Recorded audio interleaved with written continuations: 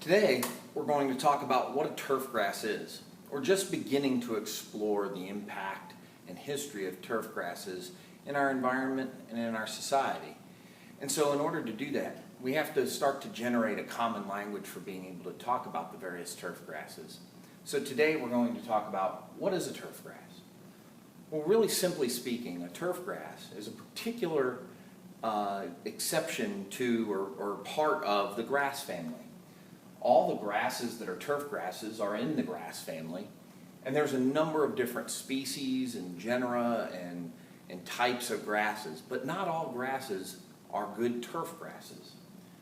Turf grasses form what we call a contiguous community. A contiguous community is kind of a carpet or a community of plants that all grow and exist together as one unit. And turf grasses are a good example of that contiguous community. The last thing that turf grasses are able to display is a tolerance of frequent defoliation. If turf grasses can't tolerate frequent defoliation, or grasses can't tolerate frequent defoliation, then they don't produce or perform as a turf grass.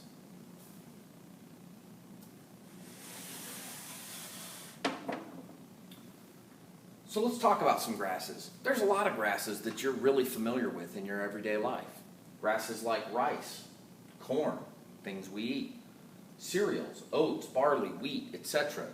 These are grasses that we use for food sources, for oil sources, for fiber sources. So these are things that we see in our everyday life. Grasses like bamboo, one of the largest grasses in the grass family, is a source of building materials, sustainable materials for various household goods, fabric even, as clothing.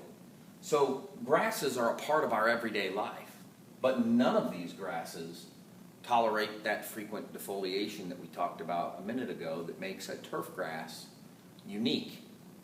The closest out of these is probably the cereals, oats, barley, wheat, etc.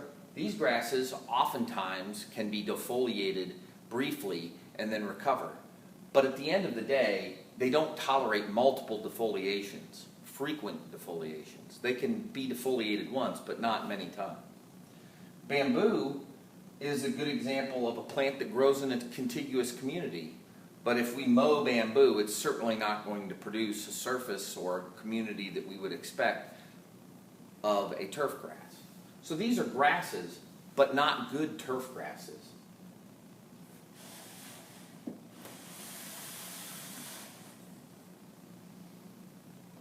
So at the end of the day, what we talked about was defoliation and how important defoliation is for a turf grass to be able to perform. So can you think of how many different ways you can come up with that you could frequently defoliate a grass? When we do this to other plants and ask the question, what happens to other plants? Those plants aren't able to recover and reproduce the structures needed to continue to photosynthesize and produce food for themselves so that they can continue to grow and then ultimately produce seed. So then what ends up happening when they're defoliated is they tend to die and remove themselves from the community. And what's left are grasses that are able to tolerate that frequent defoliation. So at this point, you should have been able to think of at least a few ways to frequently defoliate a grass. I can certainly think of a few. Mowers, animals, sheep, and we'll talk about many other ways that folks have used different implements and different animals to defoliate grasses throughout history. And so it's that concept of frequent defoliation that really makes a turf grass unique.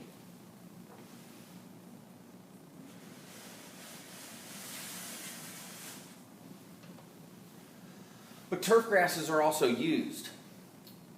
Many of the grasses that ultimately have become turf grasses found early uses with our basic needs. Needs like food, shelter, clothing.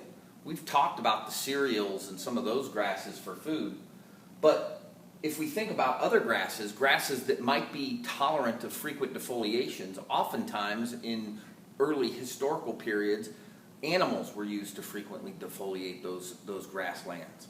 And that led to animals that were then used for food, for protein, for the herders or the village people or whatever that were grazing and maintaining those animals in their animal husbandry to produce food for the village or for the town or what have you.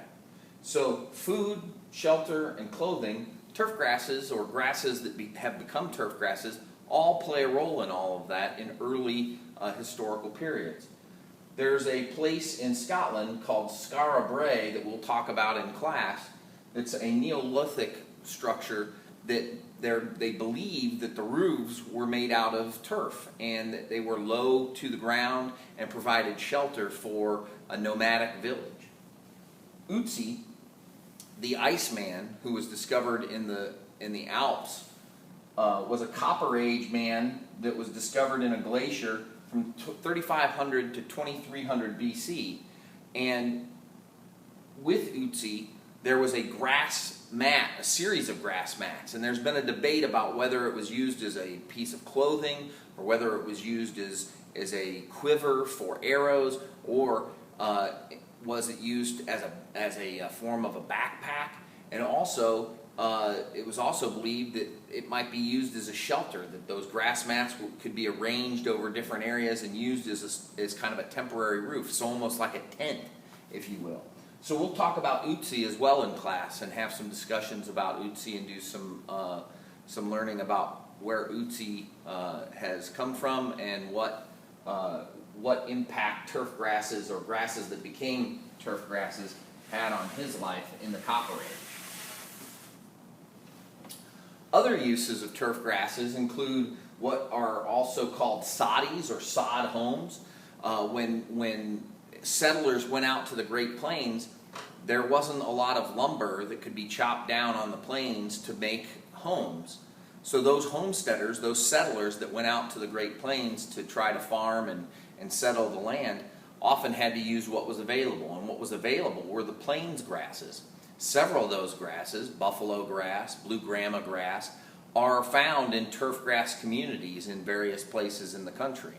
And these homes were built with pieces of sod from the prairie stacked one on top of the other to form walls and then laid out across a structure to form a roof. These homes were not very comfortable. Oftentimes they were exposed to elements and were leaky and soggy when things rained. But it's a good example of the ingenuity of a settler using what the land provided. Also, thatched roofs are also something that we see throughout history on various structures, wigwams and other types of structures from Native Americans as well as other peoples around the world.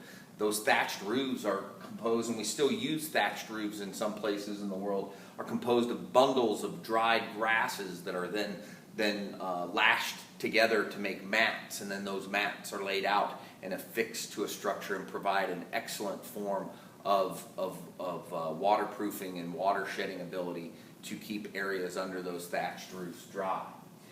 Another good example of a grass or a grass relative that has been used in times past is papyrus for paper production by the Egyptians. This was done as early as 4000 BC, so a very long time in the development of human history has grasses and grass-like plants like the reed that papyrus is.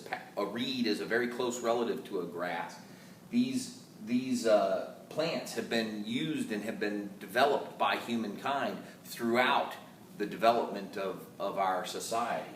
So this papyrus has many uses, still used today. And in fact, papyrus in Egyptian means belongs to the house. And what's interesting is it was used for paper production, for furniture production, as a medicine, etc., etc. So it was used throughout the home, throughout the house. So those are some other uses of grasses. So finally, today, when we think about grasses that are used pretty commonly, we talked about bamboo and the sustainable items that often get produced by bamboo. Also food with corn, rice, wheat, etc., the food products that we come into contact on a daily basis, corn oil, leading to production of plastics and all kinds of different products from corn oil. The shelter impact of turf grasses and grasses, where we've used geothermal construction methods, building homes into the side of hills and excavating sodded areas or turfed areas. Green roofs, where grasses grow on the roofs to provide extra insulation, water handling capability, etc. But where turf grasses have had their most impact is in this final area, which is recreation, safety, and aesthetics. And we'll talk about the safety aspect in the coming days.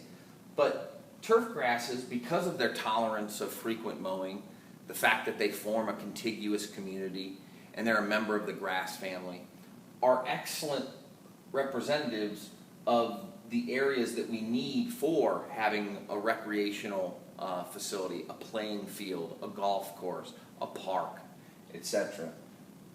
Also, turf grasses, because they're generally defoliated to a shorter height, provide an element of safety because there's visibility that you can see across an area.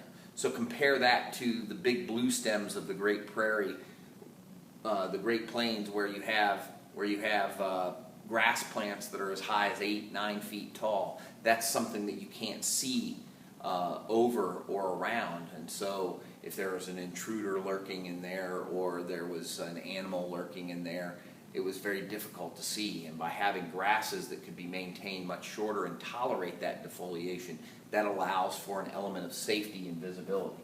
And then finally, the aesthetic quality of turf grasses. Turf grasses provide that carpet of what I like to refer to as negative space. So when you're walking through a garden, if you have an excellent turf area, in addition to the excellent planting beds and flowers that garden might be able to show off, what you end up with is an area that looks and draws your attention to those plantings, because there is very little to draw your attention to the turf area because it's in good quality. Contrast that with a garden that may have the same beautiful flowers, but if that grass area is not aesthetically pleasing, it's off color, it's made up of a bunch of weedy grasses, and so things don't look contiguous and form that nice complete community, then what ends up happening is your attention is drawn to that area rather than to the beautiful plantings. So this area of turf grasses really having its area to shine, if you will, is in the area of recreation, safety, and aesthetics that allows those turf grasses to provide the functional benefits that we seek in society today.